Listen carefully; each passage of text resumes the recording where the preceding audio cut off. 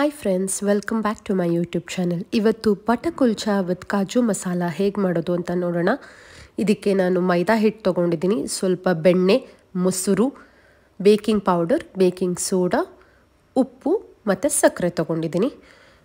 ಇಲ್ಲಿ ಕಾಜು ಮಸಾಲ ಮಾಡೋಕ್ಕೆ ಗೋಡಂಬಿ, ಒಂದು 4 ಟೊಮ್ಯಾಟೊ, ಮೊಸರು ಮತ್ತು 2 ಆನಿಯನ್ಸ್, ಸ್ವಲ್ಪ ತುಪ್ಪ, ಸ್ವಲ್ಪ ಕೊತ್ತಂಬರಿ, ಖಾರ ಪುಡಿ, ಗರಂ ಮಸಾಲ, ಕೊತ್ತಂಬರಿ ಕಾಳು ಪೌಡರು, ಚಕ್ಕೆ, ಉಪ್ಪು, ಅರಿಶಿನ, ಲವಂಗ ಮತ್ತು ಏಲಕ್ಕಿ ಪೌಡರ್ ತೊಗೊಂಡಿದ್ದೀನಿ. ಹೇಗೆ ಮಾಡೋದು ಅಂದರೆ, ಮೈದಾ ಹಿಟ್ಟು ನಿಮಗೆ ಎಷ್ಟು ಬೇಕೋ ಅಷ್ಟು ಕುಲ್ಚಾಗೆ ತೊಗೊಂಡ್ಬಿಟ್ಟು ಅದಕ್ಕೆ ಉಪ್ಪು ಮತ್ತು ಸ್ವಲ್ಪ ಸಕ್ಕರೆ, ಸ್ವಲ್ಪ ಬೇಕಿಂಗ್ ಪೌಡರ್, ಬೇಕಿಂಗ್ ಸೋಡಾ ಹಾಕಿ ನಾನು ಒಂದು ಅರ್ಧ ಕಪ್ ಮೊಸರು ಹಾಕೋತಾ ಇದ್ದೀನಿ ಮತ್ತು ಬೆಣ್ಣೆ ಹಾಕೋತಾ ಇದ್ದೀನಿ. ಬೆಣ್ಣೆ ಕರಗಿಸಿರೋ ಬೆಣ್ಣೆ ಹಾಕ್ಕೊಂಡು ನೀಟಾಗಿ ನಾದ್ಕೊಳ್ತಾ ಇದ್ದೀನಿ. ಸೊ ನಮಗೆ ಮೊಸರು ಒಂದು ಅರ್ಧ ಕಪ್ ತೊಗೊಂಡ್ರೆ ಸಾಕು. ನೋಡಿ, ಇದು ನೀಟಾಗಿ ನೀರಲ್ಲಿ ಕಲಿಸ್ಕೋತಾ ಹೋಗಿ ಸ್ವಲ್ಪ ಸಾಫ್ಟಾಗಿ ಡೌ ಪ್ರಿಪೇರ್ ಮಾಡ್ಕೊಳ್ಳಿ. ಇದು ನೀಟಾಗಿ ನೆನಿಬೇಕು. ಅದೆಷ್ಟು ಚೆನ್ನಾಗಿ ನೆನೆಯುತ್ತೋ ಅಷ್ಟು ಚೆನ್ನಾಗಿ ಬರುತ್ತೆ. ಒಂದು ಮುಕ್ಕಾಲು ಗಂಟೆಯಿಂದ 1-2 ಅವರ್ ತನಕ ನೆನೆಯಕ್ಕೆ ಬಿಡಿ. ಮೀನ್ವೆಲ್ ನಾನಲ್ಲಿ ಕಾಜು ಮಸಾಲ ಮಾಡೋದಕ್ಕೆ ಒಂದು ಗ್ರೈಂಡರಲ್ಲಿ ಒಂದು 4 ಟೊಮ್ಯಾಟೊ, ಎಷ್ಟು ಬೇಕೋ ಅಷ್ಟು ಕಾಜು, ಸ್ವಲ್ಪ ಲವಂಗ, ಚಕ್ಕೆ ಹಾಕ್ಕೊಂಡ್ಬಿಟ್ಟು ಪೇಸ್ಟ್ ಮಾಡ್ಕೋತಾ ಇದ್ದೀನಿ. ಇದು ಕಾಜು ಮಸಾಲ ಪೇಸ್ಟ್ ರೆಡಿಯಾಗಿದೆ. ಸ್ವಲ್ಪ ಎಣ್ಣೆ ಮತ್ತು ತುಪ್ಪದ ಒಗ್ಗರಣೆ ಕೊಡ್ಕೋತಾ ಇದ್ದೀನಿ.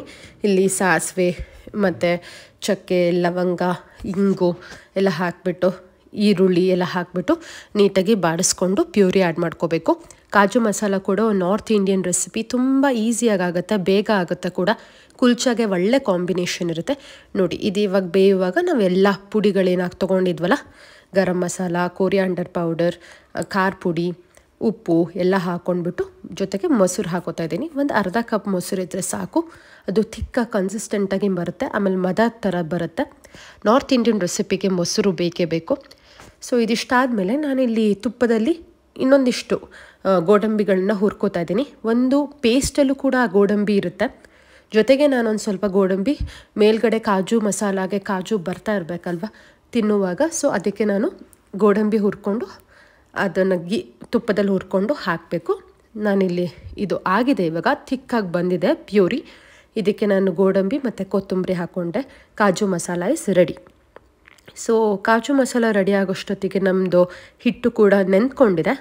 ಸೊ ಇದನ್ನು ನೀಟಾಗಿ ಚಪಾತಿಗೆ ಸ್ವಲ್ಪ ದಪ್ಪ ಇರಲಿ ಅಷ್ಟು ಅಳತೆಯಲ್ಲಿ ನಾನು ತೊಗೊಂಡಿದ್ದೀನಿ. ಇದಕ್ಕೆ ನಾನು ಸ್ವಲ್ಪ ಎಳ್ಳು, ಕೊತ್ತಂಬರಿ ಮತ್ತು ನೀರು ಬೇಕು.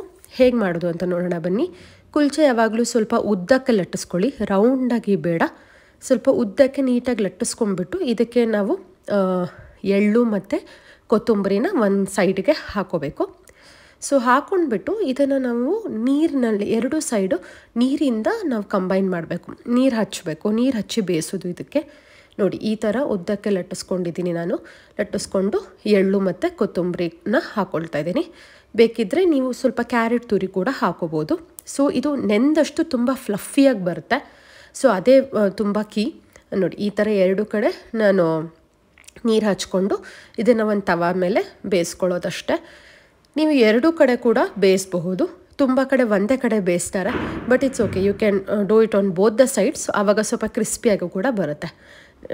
ಸೊ ಈ ಥರ ಆದರೆ kulcha is also ready to serve. ತುಂಬ ರುಚಿಕರವಾದ ರೆಸಿಪಿ, ಹೋಟೆಲ್ ಸ್ಟೈಲಲ್ಲಿ ಮಾಡಿ ತೋರಿಸಿದ್ದೀನಿ ಕುಲ್ಚಾ ಮತ್ತು ಕಾಜು ಮಸಾಲ. ಟ್ರೈ ಮಾಡಿ ನೋಡಿ. ರೆಸಿಪಿ ಹೇಗೆ ಬಂತು ಅಂತ ಕಮೆಂಟ್ ಮಾಡಿ. ಈ ರೆಸಿಪಿ ಇಷ್ಟ ಆದಲ್ಲಿ please like, share and subscribe to my YouTube channel. ತುಂಬ ಚೆನ್ನಾಗಿ ಬರುತ್ತೆ ನೋಡಿ, ಹೋಟೆಲ್ ಥರನೇ ಅನಿಸುತ್ತೆ kaju masala with kulcha recipe. Thank you for watching the video friends.